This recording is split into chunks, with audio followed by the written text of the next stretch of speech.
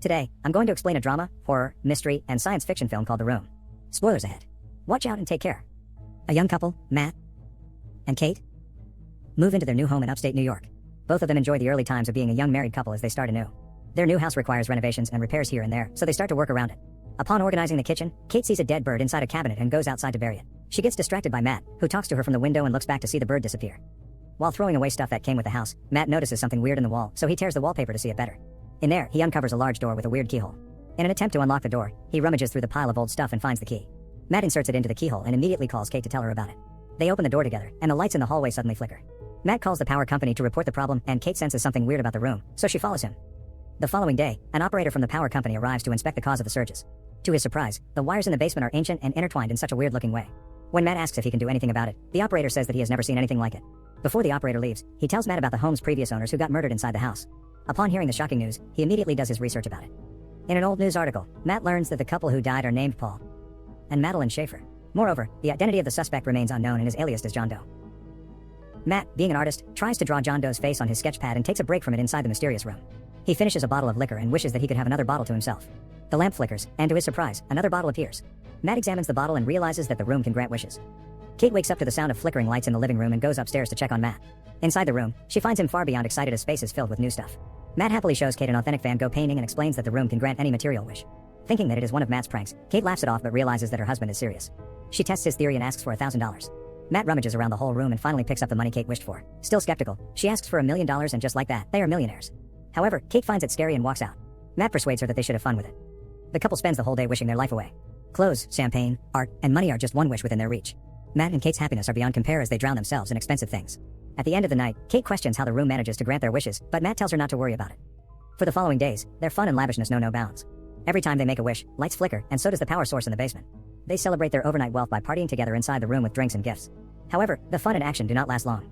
Kate wakes up the following morning feeling empty as the material things fail to fill a void inside her. Matt gets concerned about it and surprises her with a crib, hinting that they should try to have a baby. Contrary to his expectations, Kate gets upset about the surprise as she already had 2 miscarriages and storms out of the house. Later, Kate returns inside and spontaneously wishes for a child inside the mysterious room. As Matt learns about it, he gets mad that she did not consult him before wishing for a baby. Both get into a heated argument, Kate claiming that she did it as a shortcut to motherhood. Without the possibility of a miscarriage and the pain of childbirth, Kate explains that they could be happy that way. Matt is utterly against the idea and urges Kate to bring the baby back to the room to wish for the child's disappearance. At that moment, the couple enters the room, but Kate tearfully refuses to give up the baby. Instead, she hands the baby over to Matt, but he could not carry out the deed as well. He could not get himself to wish for the baby to disappear and returns it to his wife before walking away. Eventually, both of them decide to keep the baby, and they become parents overnight. While on his desk, Matt spots his unfinished drawing of John Doe and does more research about the incident that happened decades ago. He learns that the suspected murderer is still alive in a psychiatric hospital. In another archived news article, John Doe says that the room made him do it. Not long after, Matt drives to the psychiatric institution to meet with John in person and ask about the room. At his arrival, a nurse warns Matt that no one has visited John in 45 years, except for news reporters, so Matt enlists himself as one. Finally, Matt comes face to face with a much older John and starts questioning him about the house, especially the mysterious room. Displaying a sinister smile on his face, John tells Matt that he has been waiting for this moment for a long time. When Matt asks why John killed the Schaefers, John tells him that was the only way. John brushes off the topic and instructs Matt to leave the house instead. He warns the young man to do it as soon as possible before it is too late. Before leaving, John says, the only thing more dangerous than a person who can't get what they want is the person who gets whatever they want. Matt stops by a gas station on the way home, but to his surprise, his cash turns into dust. Because of this, he rushes home and throws away the remaining money in the room to see if it will turn out the same. Then, he tries to bring the Van Gogh painting by the door, confirming his theory that they cannot bring the things outside, or else it will turn into dust. In a fit of rage, Matt breaks the walls to know the mystery behind the room, but to no avail. He only sees the intertwined sets of wires that are too difficult to track. Matt then tears a wallpaper and discovers a map of the house with guides of the connected wires. Meanwhile, Kate brings the baby outside, but Matt stops her, warning that it isn't safe. He doesn't tell his wife the real reason why they shouldn't bring the child outside. Not long after, the baby screams uncontrollably, as if it is in pain. While hearing it, Matt has second thoughts about helping Kate and the baby, but he eventually comes to their rescue. Outdoors, the baby mysteriously ages to a young child in a matter of seconds. Once they re-enter the house, the couple could not believe what is in front of them while looking at the grown boy. Later that day, Matt reveals that the room can grant anything that their heart desires, but under the condition that they cannot bring it outside. If they do, the thing ages and turns into dust. Kate replies that a baby is not a thing and is unaccepting that she cannot bring their son outside. She becomes fond of the boy who she claims to be her son and names him Shane. For the next few days, Kate homeschools Shane and explains that he cannot leave home because of the dangerous germs outside. One day, Shane becomes impatient while Kate teaches him how to read, causing him to throw a tantrum. His whole life, Shane has never experienced how it is to be outside. All he has ever known is the walls of the home he can never leave. Later, Kate receives a package outside and locks the door whenever she goes in and out. She gives the package to Matt, who ordered it, and unboxes a brand new gun. Unfortunately, Kate leaves the front door unlocked and completely forgets about it. While she is busy playing the piano, Shane sneakily makes his way to the front door and opens it unnoticed. He sticks his hand outside and feels the fresh breeze, deeply curious about the outdoors. Suddenly, Kate notices it and rushes to her son angrily. She embraces Shane, relieved that he is safe and unharmed. To prevent Shane from sneaking out, the couple decides to block every window with planks of wood. That night, Kate wakes up to Shane beside her bed, asking if he could sleep beside her. The boy tells his mother that he wants to be with her forever, making Kate hold him closer. However, her words fail to bring ease to Shane's mind as he still looks worried. Matt spends the next few days practicing how to shoot with his newly purchased weapon. He then comes back home and sees Shane playing with a snow globe inside his art studio. Strictly, he orders Shane to leave immediately, causing the boy to drop his snow globe. Until now, Matt has not accepted Shane as his son and acts coldly toward him. Not long after, Kate comes in and argues about Matt not acting fatherly toward their son. At nightfall, Shane walks around the house and sees a map that leads to the basement. He sees the big power source with intertwined wires and eventually ends up in the room. Throughout the night, lights flicker around the house, but Matt and Kate do not notice it at all. When Matt wakes up, he sees a new snow globe beside him and the broken one from a distance. He immediately wakes his wife up upon noticing the flickering lights, already having an idea of what's causing it. The couple enters the room, and to their surprise, Shane made an outdoor area inside it. The room that once had 4 corners is now a vast forest where Shane enjoys building a snowman.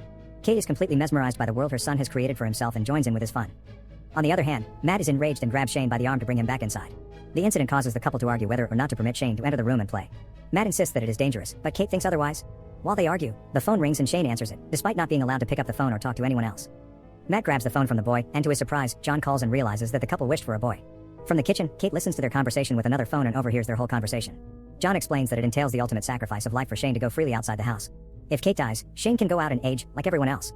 Over the phone, John shockingly reveals that he was also a child granted by the room. John's mother killed his father before forcing him, as a young man, to kill her so that he could be free.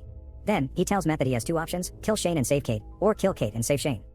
After hearing the conversation, Kate leaves home, causing Matt to worry. She attempts to crash the car, but she could not bring herself to do so.